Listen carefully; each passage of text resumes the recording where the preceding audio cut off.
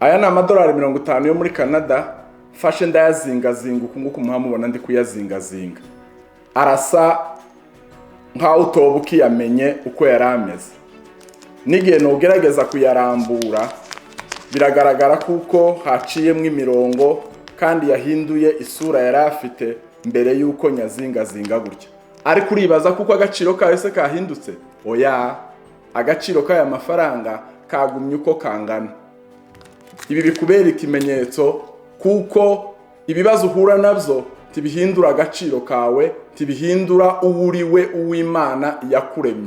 We kwemerera ibitekerezo bikujana iyo ngiyo, uvuga uti ko Imana yandemye nuko nikomeza. Wibuka amagambo Paulo yabwiye Efeso ibice 4 umurongo wa 8 n'uwa 9, arababwira ngo mwibwire ibyiza gusa, bya bindi byiza Imana yagukoreye ari byo wibwira ku manywa na nijoro, kandi ari byo mukora. Nimwaramuka mubikoze umuzagira amahoro agwiriye, Imana iguhereza umugisha. Ibyo uri kunyuramo byose, byaba uko byaba bigoye bimeze bite, iby'igihugu cyawe kirimo kinyuramo, ibyabawe barimo banyuramo, ntabwo bizahindura abaribo. Agaciro kawe gasigara kakicuzuye kuko Imana yakuremye yabigenye.